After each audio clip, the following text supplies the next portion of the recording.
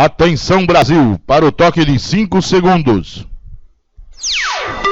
Coloque o copo de água benta ao lado da telinha. Ike, tamo liso, mas tamo junto. Brinquedo do cão, vem aí. Sogras em pânico. Tirem as crianças da sala, porque está no ar Avocato Online. Chegamos online, agora invadindo o mundo virtual. Obrigado, Brasil. Obrigado a você de Birigui. Obrigado a você de Santos. Obrigado a você de Osasco. Obrigado a você de São Paulo. Obrigado a você de Teresina. Obrigado a você de Cuiabá. Obrigado a você de Recife, Salvador, Fortaleza. Obrigado a você de Paranavaí, de Quiapeta, no Rio Grande do Sul. Obrigado a vocês de Maceió, nossa terra querida Maceió. Obrigado a vocês de Marechal Deodoro, de Japaratinga. Obrigado a todos de Araçatuba. Obrigado a vocês de Ipatinga. Obrigado a vocês que estão aí no Brasil todo afora, esperando começar este curso que tem como objetivo ser dinâmico, extrovertido e diferente. Um jeito diferente de trazer o direito penal e o direito processual penal para que você possa gabaritar na prova da OAB. E do dia 3 a 6 de março, você vai pagar sabe quanto aqui? Nadinha, não vai custar absolutamente nada. Venha, é fácil.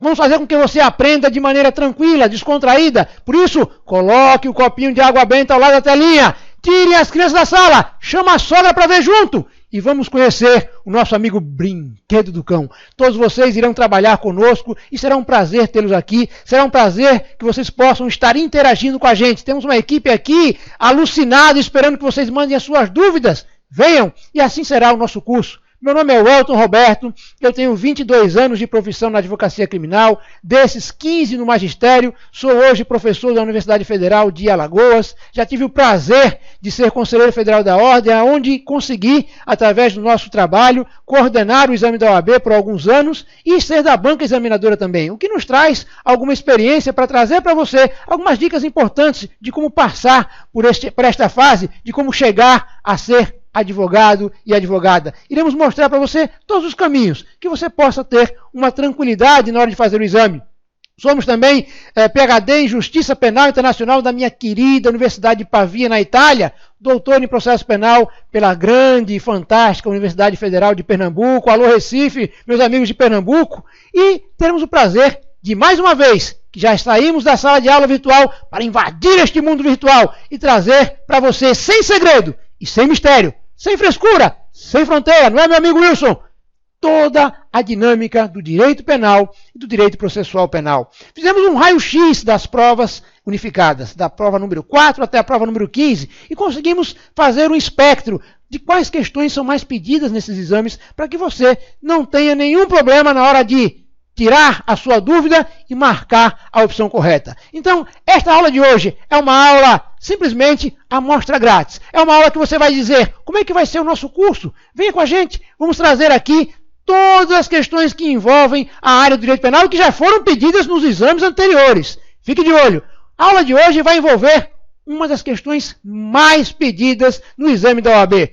O artigo 13 do Código Penal Brasileiro. E se você não está familiarizado ainda com este número 13, o número da sorte, saberá que é a relação de causalidade. Então, traga a sogra, chama a sogra, sogrinha, vem para cá, do meu ladinho, isso. Vamos mostrar qual é a relação de causa, resultado e o crime. Porque esse é o nosso objeto. Então, o artigo 13, que está sendo pedido em mais de 70% das provas do exame da OAB, é um artigo onde todos vocês precisarão saber, até porque já garante mais um pontinho, né? Nessa escalada de garantir 40 pontos e passar para a segunda fase, você já tem aí a relação de causalidade como um dos assuntos que com certeza será pedido no exame de ordem. Então vamos lá, me acompanhe, chamo você, vem, agora, isso, não perca a atenção, senhor Wilson, não perca a atenção. Vamos escalar essa montanha é para o topo da OAB, chegaremos lá com a carteirinha vermelha. E nosso assunto de hoje é relação de causalidade,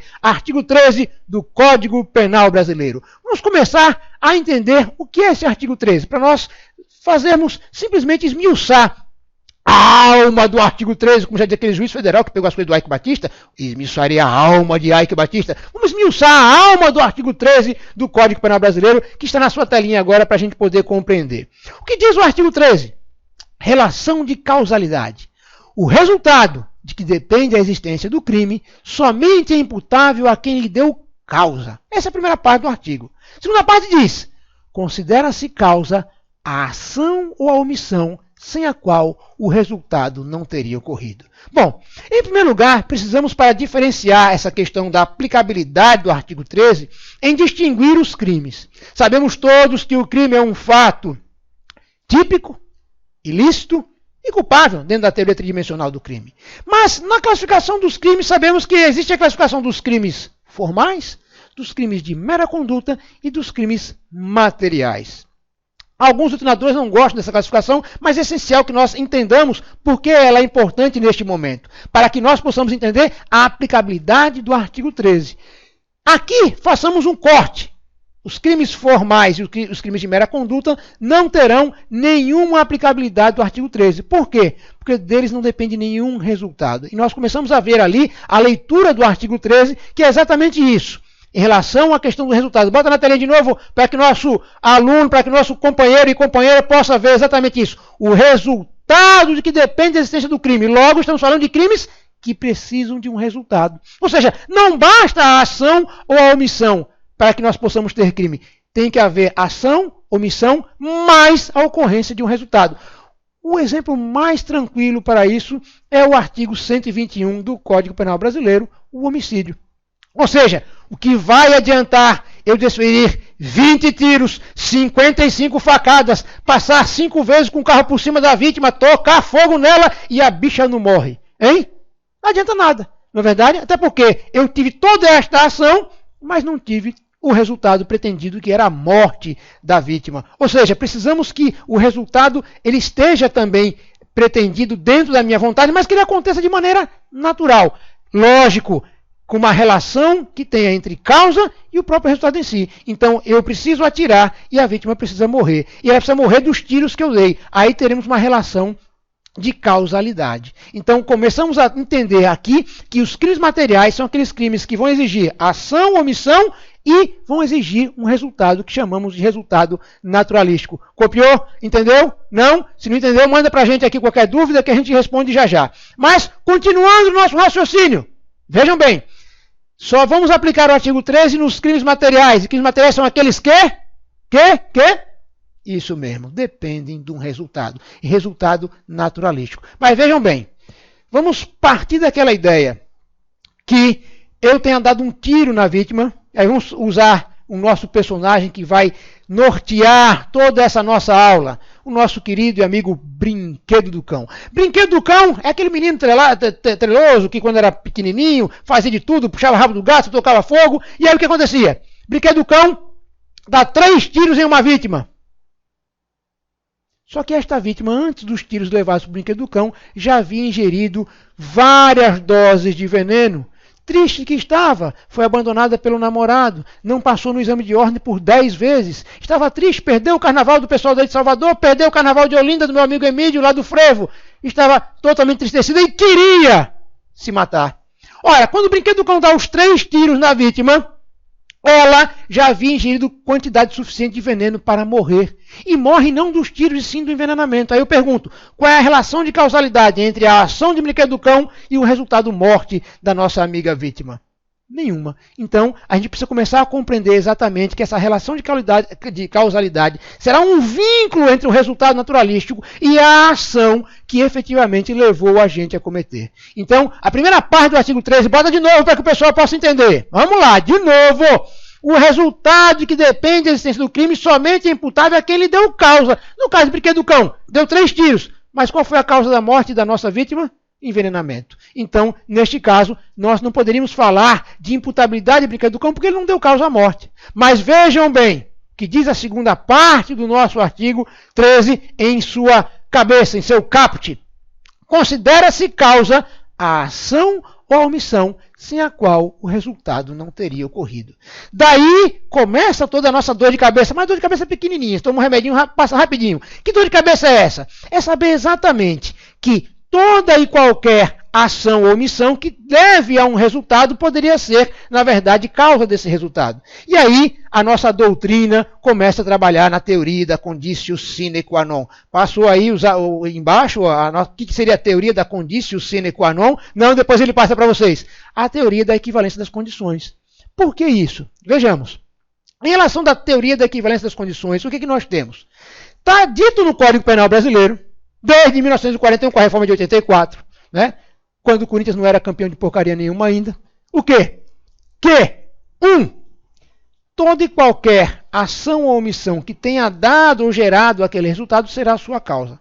Aí a pergunta começa a se verificar da seguinte maneira. Ora, se aquela pessoa, Brinquedo do Cão, novamente, bota na telinha, nosso amigo Brinquedo do Cão, bota aí, Brinquedo do Cão, dá os 3 tiros e realmente a vítima morre desses tiros, a pergunta é, se ele não tivesse comprado a arma, ele teria dado o tiro? A resposta é negativa, não. Mas se o fabricante da arma não tivesse fabricado a arma, ele teria comprado a arma e que automaticamente teria dado os tiros? Também não.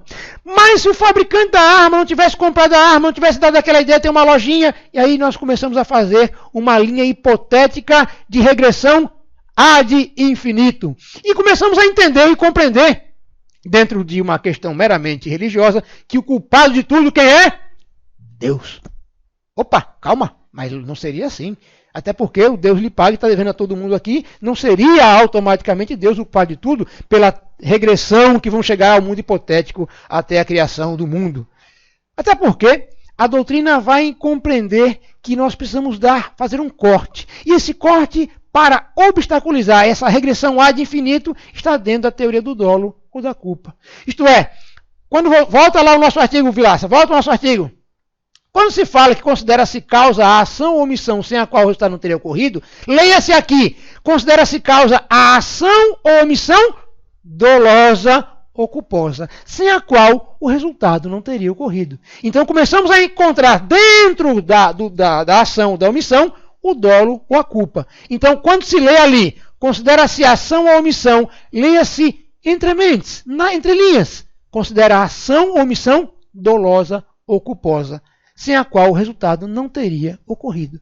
E o que seria a ação dolosa ou culposa? Sabemos todos, né? Que a ação precisa estar dentro de uma linha dolosa, ou seja, da vontade consciente, do querer o resultado, de pretender que ele aconteça, de fazer com que haja uma previsibilidade da sua ocorrência, ou ainda em uma linha de imprudência, negligência ou imperícia, para que possamos ter uma ação culposa ou uma ação dolosa, ou uma omissão culposa ou uma omissão dolosa. Aí sim, teríamos neste momento uma relação de causalidade entre a ação dolosa e culposa e o seu resultado. Então, o que vai acontecer?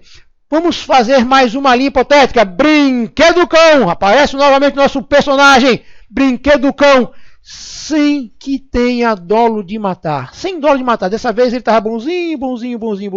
Ele simplesmente quer roubar. Ele quer subtrair coisa móvel alheia para si ou para outra mediante violência ou grave ameaça. Ele diz aquela arma que ele comprou naquela lojinha lá nos Estados Unidos, lá em Miami. O pessoal gosta de ir para Miami comprar bugiganga. Ele gosta de ir para Miami para comprar arma. Aí ele compra uma arma e traz para o Brasil, uma arma americana, né? Dessa marca maravilhosa, linda. E ele então coloca a arma na cabeça da vítima e pede que a vítima lhe entregue todos os seus pertences, inclusive o carro. Aí a vítima diz, o carro não pego, o carro não quero, o carro não pego. Brinquedo do Cão então com mais ênfase diz, eu só quero levar o carro agora, me dê o carro. E a vítima começa a se apavorar, começa a suar, começa a passar mal, começa a ficar apavorada. E então naquele momento a vítima tem um AVC. E do AVC tem uma parada cardíaca e morre da parada cardíaca. Porque vamos aprender no nosso curso que bagaceira sua presta é grande. E aí a vítima morre através de uma parada cardíaca, porque Brinquedo do Cão havia mostrado para ela aquela arma que ele comprou em Miami. Então a pergunta é, volta ao artigo, o resultado que depende da essência do crime somente é imputável a quem lhe deu causa.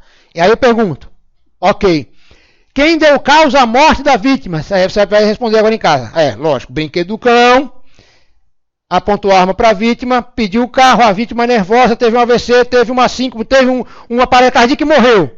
Se Brinquedo do Cão tivesse colocado a arma na cabeça dela, ela não teria tido nada disso, então ela vai e morre. Ok, então ela automaticamente morreu, porque o brinquedo do cão havia dado causa a essa morte. Vamos lembrar? Vamos lembrar o que eu disse há um pouquinho tempo atrás? Foi 2 minutinhos só, 2 minutinhos, o que eu disse a vocês? Volta lá de novo, vou para a gente poder compreender isso tranquilamente. Considera-se causa a ação ou omissão sem a qual o resultado não teria ocorrido. Qual foi a ação dolosa de matar de brinquedo do cão? Respondo a vocês. Nenhuma. Qual foi a ação culposa de brinquedo do cão para matar a vítima? Respondo a vocês. Nenhuma. Brinquedo do cão não sabia que a vítima ia ter um AVC, não sabia que ia ter uma parada cardíaca e ela morre disso. Então, o que vai acontecer aqui? Qual seria a resposta correta para esta questão? Brinquedo do cão não vai responder pelo homicídio que efetivamente ia cometer a vítima por conta de ter mostrado uma arma para ela. Por quê? Porque ele não o fez de maneira dolosa ou culposa para chegar a este resultado. Logo, a causa mortis da vítima não foi a ação dolosa de brinquedo do cão. Por isso que a causa mortis ela vai ser o AVC ou vai ser o infarto e não será efetivamente a ação que tenha tido o brinquedo do cão para com a vítima. Compreenderam? Entenderam? Não? Se não entenderam, daqui a pouquinho a gente vai repetir isso aqui com uma outra questão que caiu no exame de ordem. Aliás, em 2 exames de ordem, o 9º e o 14º, para vocês poderem entender o que nós estamos a falar aqui. Então vejam bem, voltamos à questão do artigo 13. Falamos sobre essa questão onde o dolo e a culpa, ele efetivamente adentra a esfera de obstáculo para que nós possamos fazer uma regressão ad infinito. Mas poderíamos ter outras questões. E existem causas, que nós vamos dar o nome de concausas, na verdade, que podem concorrer, por isso que vão ser concausas, concorrer com a relação de causa, a própria causa principal. Como assim concorrer, Welton? Como assim? Como que nós vamos uma causa que possa concorrer? Aí sim, vejam bem. Suponhamos que aquela vítima de brinquedo do cão seja conhecida dele. E ele sabe que ela é portadora de um problema cardiovascular. Ele tem conhecimento de que ela não pode passar nenhum tipo de aperreio, não pode passar nenhum tipo de susto, não pode passar nenhum tipo de absolutamente nada. E aí, brinquedo do cão, mesmo assim, tomando conhecimento dessa doença pré-existente, ele aponta a arma para ela e aí, fazendo com que haja esse risco dela ter um AVC, mesmo assim, ele realiza essa ação. Nós teríamos uma causa aqui superveniente, pré-existente, que seria a doença cardiovascular, de conhecimento de brinquedo do cão, aonde ele faz um somatório de coisas e automaticamente leva à morte da vítima. Aí é uma outra história. Ou, vamos partir daquela ideia, bota a minha sogra aí na tela, a minha sogrinha, cadê sogrinha? Dona Esperança, por favor. Ela entra já. Eu tenho um outro amigo meu, que também é genro desta senhora, que vai aparecer na tela para vocês aí. E vamos supor, só por suposição, sogrinha, te amo, beijo, ó, coisa linda. Que coisa linda, Dona Esperança. Só por suposição, vamos entender. Acho que eu não entro em casa hoje não, viu, Emílio? Eu não entro em casa hoje não. Depois que esse vídeo for pro ar, eu não entro em casa não. Só vamos entender o seguinte. Eu e este outro cidadão que casou com a minha cunhada, chamado de co-cunhado, né? É co-cunhado que chama, Emílio? Está dizendo assim, co-cunhado. Né? Quem gosta de bem o cunhado, bom, se você gosta de bem o cunhado, o problema é seu. Mas, meu irmão, vamos lá, voltamos à nossa história aqui. Calma aí, senão o pessoal se perde, a água benta cai da telinha e pronto. Eu e o meu co-cunhado resolvemos dar cabo a esta senhora que está na tela aí. O nome dela é Dona... Na verdade, o nome dela é Dona Margarida, nome de Flor, nome de sogra, nome de Flor. Né? Você que tem a sua sabe que isso é muito complicado. E aí, nós dois sabemos que a cidadã... ela tem diabetes. E por ter diabetes tipo 1000, né? Aquela diabetes mais danada que tem. E a gente vai lá em um copo onde ela vai sempre fazer as suas orações, e depois ela bebe para que tenha uma noite de sono tranquila. Nós vamos colocar neste copo, sem que eu saiba que ele vai colocar e sem que ele saiba que eu vou colocar. Cada um ministra neste copo uma dose de veneno que, por si só, ou seja, sozinha, não seria letal. Mas, somadas ao somatório das 2 doses, a cidadã vai tomar, a Dona Esperança, a minha sogra, a Dona Margarida, ao tomar, ela bate a caçuleta. Ou seja, festa. Né? Vamos fazer festa. A pergunta é, se o meu co-cunhado não tivesse colocado a parte dele, ou se eu não tivesse colocado a minha parte, ela estaria assistindo esse programa. Estaria vivinha da Silva. Mas, como nós dois, sem que nós houvéssemos combinado, porque aí se nós combinássemos, nós teríamos um concurso de pessoas. Nós vamos trabalhar numa linha em que não vou ter autoria em concurso, sim uma autoria colateral. No somatório dessa situação, ela vem e morre. Ou seja, na soma, essa causa que vai fazer com que as duas somas aconteçam, né, fará com que ela morra. Nós dois vamos responder pelo quê? Eu e ele. Bom, eu na minha teoria respondi por nada, porque matar a sogra é exercício regular de direito, mas o Código Penal brasileiro vai dizer que eu e ele vamos responder por homicídio consumado. Por quê? Porque nós tivemos uma situação onde a soma, ao mesmo tempo das nossas ações, essa soma fez com que ela levasse à morte. Então, vamos fazer com que, neste caso, esta situação, ou seja, que vai se somar na autoria colateral, tenhamos resultado morte dela. Mas vejam bem, a causa por si só, e aí o que diz o Código Penal Brasileiro, volta ao Código Penal Brasileiro de novo, isso, Vilaça, vai no seu parágrafo primeiro vai falar sobre superveniência de causa independente. E aí a doutrina vai cair de pau, até porque ele vai dizer o seguinte, a superveniência de causa relativamente independente exclui a imputação quando, por si só, produziu o resultado. Lógico que os fatos anteriores vão se imputar a quem os praticou. Então, é aquela velha história que os doutrinadores colocam de uma criatividade incrível. O cidadão leva uma facada, é colocado numa ambulância, a ambulância cai do precipício e aí morre todo mundo afogado, o motorista da ambulância, a enfermeira e o rapaz também morre afogado. Então, seria uma causa que por si só levou à morte do cidadão, embora ela não seja absolutamente independente, porque ele só estava na ambulância porque ela havia sido esfaqueado momentos antes. Mas a causa-morte não foi a faca, e sim o afogamento que a ambulância saiu e caiu no precipício. Compreenderam? Então, quando se fala que uma causa, mesmo que seja relativamente independente, mas por si só produz resultado, ela não vai fazer com que a pessoa responda pelo seu resultado, mas os fatos anteriores não poderão ser apagados. Então, naquele caso, o brinquedo do cão se desse uma facada, o cidadão morresse afogado porque a ambulância caiu do precipício. Estou indo muito rápido, calma, o pessoal está dizendo que eu estou muito rápido aqui, vou tomar o Gardenal, volto já, calma aí, calma, isso, calma, mas não estou calma, assim eu vou dormir aí. Então, veja bem, se efetivamente o brinquedo do cão dá uma facada na vítima, a vítima é levada para a ambulância, o motorista da ambulância naquela pressa sai no precipício, cai no rio afunda a ambulância, morre o motorista afogado, morre a enfermeira afogado, morre a vítima afogada. A pergunta é, a vítima morreu do quê? Responde aí você. Afogamento. Mas a pergunta é, mas o Elton, e se a vítima estava na ambulância porque tinha levado uma facada? Sim, mas o resultado da morte, quem foi que produziu? A facada ou o afogamento? Essa é a questão. Então, esta causa superveniente, por si só, produziu um resultado. Neste caso, eu não posso dizer que brinquedo do cão responde pelo homicídio consumado. Ele vai responder pelos fatos anteriores. O que fatos anteriores? A facada que havia efetivamente dado em sua vítima. Se com ânimos necandi, homicídio. Se na verdade, com ânimos ledendi, lesão corporal. Então, nós precisamos ter essa concepção. Até porque sabemos todos que a pessoa responderá pela sua conduta baseado exatamente no seu elemento subjetivo, ou seja, baseado na sua vontade. Eu espero que tenham compreendido. Vamos agora chegar no parágrafo 2º, onde falamos sobre a questão da omissão.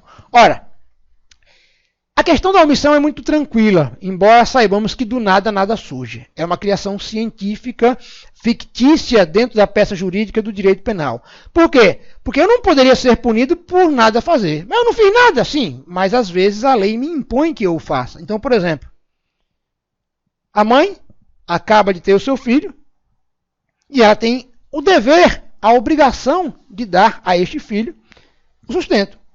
Se ela simplesmente tem um filho e deixa o filho lá sem qualquer tipo de assistência e ele morre, ao não fazer nada, ao não alimentar o bebê, haverá uma relação de causalidade entre a morte do bebê e a falta de ação da mãe. Então a lei vai impor a determinadas pessoas que elas ajam, ou seja, o dever de agir. Então é uma criação fictícia, ou seja, uma imposição jurídica do dever de agir. Então aquela ideia de que do nada surge, dentro do direito penal, do nada surge sim, poderá surgir relações de causalidades entre a não ação e o resultado. Mas, nos crimes omissivos, temos que entender o seguinte. Nós temos que diferenciar os crimes omissivos em duas linhas. Os crimes omissivos próprios, onde a própria omissão já é crime, Esses seriam crimes formais. Então vamos dar um exemplo? Estamos chegando agora à época do que? Emílio, março, lá vem o leão do imposto de renda, e aí automaticamente ao não declarar a minha, ou ao omitir, simplesmente ao omitir a minha renda, não é o nosso caso, pessoal, nós estamos liso, igual o Eike Batista, estamos liso, mas estamos juntos. Então, ao omitir, simplesmente omitir a minha renda, eu já estaria efetivamente cometendo uma conduta criminosa no campo do direito do crime tributário. Ao não socorrer uma vítima, ela não precisa morrer para que eu possa estar inserido no contexto da omissão de socorro, porque a lei impõe a todos que podem ou devam socorrer que o faça. Mas existem crimes omissivos chamados omissivos impróprios. Bota o nome, escreva aí. Omissivo impróprio, que são crimes materiais. Logo, aplicamos o artigo 13 para esses crimes de omissão imprópria. E o que diz o parágrafo 2º sobre esses crimes? Porque, vejam bem, não é qualquer omissão que vai fazer com que eu responda pela conduta criminosa. É uma omissão relativamente, ou na verdade, preponderantemente importante, que há um vínculo entre a causalidade. Bora ver de novo, Vilaça, no parágrafo 2º? Bora lá, pessoal, vamos lá. O que diz o parágrafo 2º? A omissão é penalmente irrelevante quando o omitente devia e podia agir para evitar o resultado. O dever de agir incumbe a quem? A. Tenha por lei obrigação de cuidado, proteção ou vigilância. B.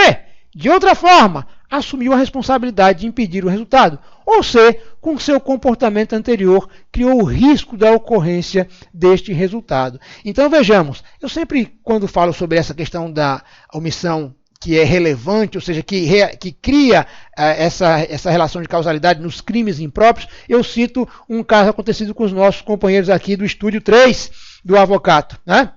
Vilaça e o nosso amigo Emílio, também vulgo Enildo, né? Eles são dois caçadores exímios, eles gostam de caçar, e aí vão caçar, e geralmente vão aí para o Araguaiânia, o Mato Grosso, né? Eles geralmente gostam dessa região, que acabam fazendo uma caçada. E os dois se reúnem para fazer essa caçada, e o Emílio tem uma mania tanto quanto exótica de caçar nu, porque ele diz que ao caçar nu, a caça não sente o cheiro da roupa e ele fica mais próximo à natureza. É uma questão dele, pessoal dele, e eu não posso interferir nesse gosto, cada um tem o seu gosto, então ele vai lá nu, e o Vilaça sabe dessa preferência da caça de Emílio, e os dois uma vez foram para lá para o Pantanal. E, bom, deixa eu contar a história dos dois. Aí eles chegam lá, Emílio nu para caçar, o que acontece? Uma cobra se engraça das partes pudendas de Emílio, de vulgo Enildo, e pica naquele lugar, né? Não é só a muriçoca que pica, não. A cobra também pica, não, Emílio? Não se abra não, Emílio, não se abra não. Então, veja bem, o que acontece? Está servindo aqui, só para tu contar a história dele. Então, a cobra pica o Emílio, Vilaça, que é a história, coisa igual mulher. Eu não disse, eu não falei. O Emílio começa, socorro. E aí, Vilaça tem a ideia, que vai ser muito tecnológico. Tem a ideia, pega o seu aparelho celular, eu posso fazer propaganda? Posso não, que não estou pagando nada, né? Nem de aparelho celular e nem da operadora que pega no Pantanal. Qual é, pessoal, depois você manda pra gente aqui qual é a operadora que pega aí no Pantanal, viu? Que parece que quase nenhuma pega, mas naquele dia pegou, né? Vilaça tecnológico, pega o celular. Cadê o celular? Pega o celular e liga. O pai dele que é médico, o pai de Vilaça é médico, aí ligar: pai, Emílio acabou de ser picado por uma cobra. O que eu posso fazer para ajudar Emílio? Aí o pai do outro lado diz: opa! Ah, filho, é muito fácil. Você, para poder dar os primeiros socorros, tem que sugar, tem que chupar no lugar da picada. Aí Vilaça, assustado, diz: como é que é, pai? De novo, repita aí. Você tem que chupar no lugar da picada. Não tem nada para fazer? Não, tem que acontecer isso. Aí Vilaça desliga o telefone, Emílio já desesperado, a coisa começou a inchar. E Emílio então pergunta para Vilaça: o que foi que ele disse, pelo amor de Deus? Aí Vilaça olha para ele e diz: disse que tu vai morrer, bicho, disse que tu vai morrer, né? Então a pergunta é, ainda bem que os dois estão vivos aqui no nosso Estúdio 3, a pergunta é, se Vilaça naquele momento não tivesse sugado no lugar da picada e Emílio tivesse morrido, a omissão, ou seja, ao não sugar no lugar da picada, levou Emílio à morte? A resposta é sim. Essa omissão foi penalmente relevante para o resultado morte? A resposta, sim. E aí teríamos Vilaça hoje respondendo por crime de homicídio, provavelmente preso atrás das grades, e esse programa não estaria acontecendo em hipótese alguma, até porque Emílio estaria morto, Vilaça também preso, só sobraria eu e André, Ricardo, para dar continuidade a esse nosso projeto. Não é? E eu e Ricardo sozinho, minha gente, para ficar tranquilo que isso aqui não saía de canto nenhum. Então vejam, aí aplica-se a questão do parágrafo 2º. Bora, parágrafo 2º? Olha, Vilaça, que você não fez. Olha lá. A omissão é penalmente relevante quando o omitente devia e podia agir. Ele agiu. Se não tivesse agido, o omisso estava morto. Então, automaticamente, o que é que nós temos aqui?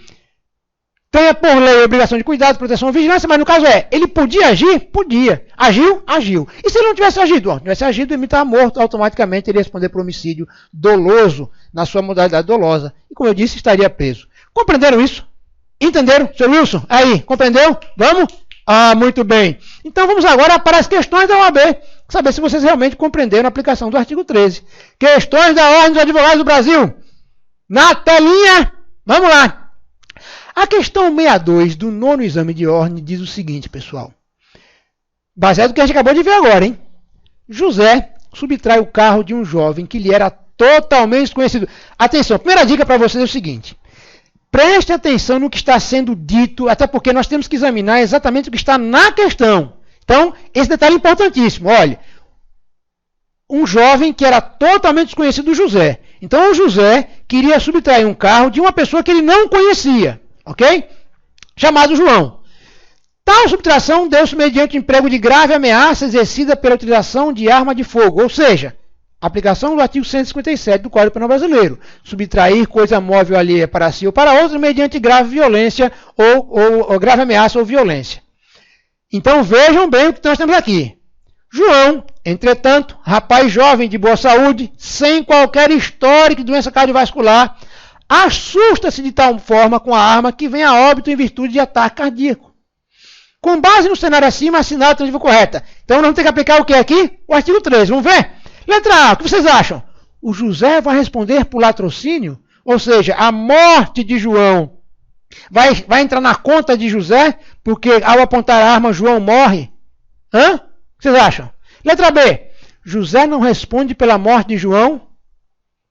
Letra C, José responde em concurso material pelos crimes de roubo e homicídio culposo. A primeira coisa que nós temos que tomar cuidado com algumas questões é essa. Vejam bem, nós sabemos que concurso material é quando eu tenho duas condutas e dois resultados. Está lá, pega aí rapidinho o Código Penal Brasileiro. Concurso material está no artigo mais sexy do Código Penal Brasileiro, o artigo 69. Então vamos lá. Nós temos duas condutas e dois resultados? Não, uma única conduta. Ele apontou a arma para tentar subtrair o carro e João, com aquela arma que veio pela frente, não resiste e tem um ataque cardíaco e morre. Então, automaticamente, a letra C não seria nunca, né? Concurso material de crimes. D. José praticou um crime préter-doloso. Vamos só lembrar, crime préter-doloso, as faculdades, alguns cursinhos, sempre diz assim, para ajudar vocês, o crime préter-doloso é aquele que tem o dolo no antecedente e a culpa no consequente. Epa, calma, não é bem assim. O crime préter-doloso é aquele que tem o dolo efetivamente na intenção do agente e o resultado acontece por negligência, imprudência ou imperícia, fugindo ao alcance da previsibilidade do próprio agente. É por isso que o resultado, na verdade, é agravado pelo resultado. Ok? Mas nós temos uma possibilidade jurídica de que esse resultado adentre a esfera de cognição do agente. Então, ali na letra D, nós temos uma situação de préter-dolosa. O que vocês responderiam? Vamos dar um tempo pessoal a responder? Vamos dar? Quem respondeu a letra A e levanta a mão na sala? Quem respondeu levanta a letra A? Ninguém? Aí, beleza, a letra A não foi. Quem respondeu a letra C? Não, quem respondeu a letra C também errou. Se quebrou. Quem respondeu a letra D? Também errou. A letra correta aqui qual era? José não responde pela morte de João. E por que não responde, pessoal? Por que não responde? A pergunta é, há uma relação de causalidade entre a morte de João e a ação de José de maneira dolosa? Lembre da segunda parte do artigo 13? Resposta, não. Então, automaticamente, José não responde pela morte de João. Seria a resposta correta e você ganhou mais um ponto na OAB para chegar até lá, a montanhazinha para subir. Vamos à segunda questão? Bora! Essa caiu no 14º exame de ordem. Pertinho, fresquinha. E incrível que pareça, hein? Também a questão 62. Vamos lá agora? Bora ver. O Wallace, hemofílico, foi atingido por um golpe de faca em uma região não letal do corpo. Preste atenção nessas questões. Não letal do corpo, ou seja, se a região é não letal, automaticamente essa facada não levaria o Wallace à morte.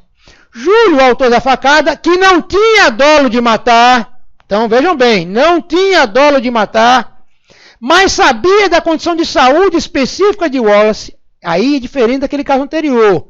Lembre-se que o caso anterior, o José era desconhecido do João e vice-versa. Aqui não, o Wallace era conhecido do Júlio. O Júlio que deu a facada conhecia o Wallace e conhecia inclusive que o Wallace era hemofílico, certo? O que acontece? Sabia da condição de saúde específica de Wallace, sai da cena do crime sem desferir outros golpes, ou seja, automaticamente não queria efetivamente matá-lo. Estando o Wallace ainda vivo. No entanto, atenção, algumas horas depois, o Wallace morre, pois apesar de a lesão ser em local não letal, sua condição fisiológica agravou o seu estado de saúde. Então nós temos aqui uma causa pré-existente, conhecida do agente, que leva o cidadão ao resultado morte. Mas lembrem-se, a ação não foi ação dolosa de matar. Acerca do estudo da relação de causalidade, artigo 13, assinale a opção correta. Vamos para as questões? Letra A. O fato de Wallace ser hemofílico é uma causa relativamente independente pré-existente. E Júlio não deve responder por homicídio culposo, mas sim por lesão corporal seguida de morte. Vejam, eu acabei de dizer para vocês, pré-existente. Se é pré-existente, a letra A pode ser, vamos ver as outras, uma questão correta. Letra B. O fato de Wallace ser hemofílico é uma causa absolutamente independente pré-existente. E Júlio não deve responder por homicídio culposo, mas sim por lesão corporal seguida de morte. C. O fato de Wallace ser hemofílico é uma causa absolutamente independente concomitante. E Júlio deve responder por homicídio culposo. Pessoal, se é pré-existente, não é concomitante. Então, letra C já está fora do nosso riscado aqui. Letra D. O fato de Wallace ser hemofílico é uma causa relativamente independente concomitante. Não precisa nem ler o resto. Na palavra B, você tem que ser isso. Você tem que também trabalhar a questão por eliminação. Até porque se você ficar na dúvida entre A e B, você tem 50% de chance de acertar ou errar. Certo? Você não pode ficar na dúvida entre as quatro. Aí vai ficar fazendo, né? Na dúvida, fazer igual a de faz. Na dúvida D. Aí não é assim que a coisa vai funcionar com vocês. Então, veja bem. Automaticamente, temos entre a letra A e a letra B. Então, vamos ver? Letra A. Quem colocou a letra A? Levanta a mão na sala aí. Não derruba o copo de água benta.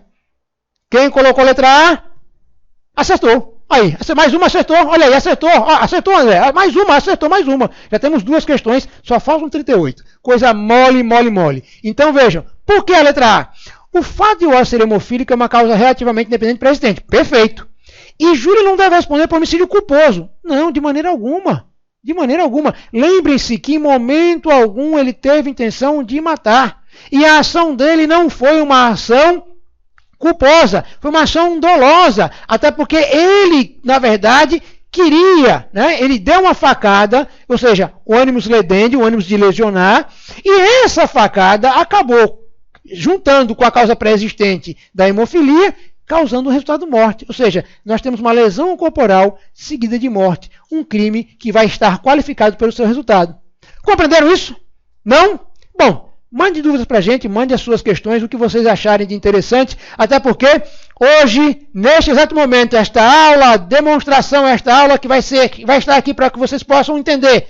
Se quiserem continuar conosco, será um grande prazer, um enorme prazer, com a participação efetiva, com a participação do coração da minha equipe que está aqui. André, muito obrigado. Vilaça, obrigado. Meu amigo Emílio, vulgo Enildo, muito obrigado. Estaremos todos juntos a partir de então, invadindo a sua internet. É só clicar www. Eita, não, tem muito W. Ei, botou o nome meio. www. Avocado com 2 V's, avocatocursos.com.br. Cadastre-se lá e venha com a gente do dia 3 a 6 de março se divertir em direito penal, em processo penal. Porque aqui na OAB, tamo junto! tamo liso, tamo junto, e vocês não ficarão órfãos de jeito nenhum, ok? Um super beijo do coração, Elton Roberto, muito obrigado. Valeu, Brasil!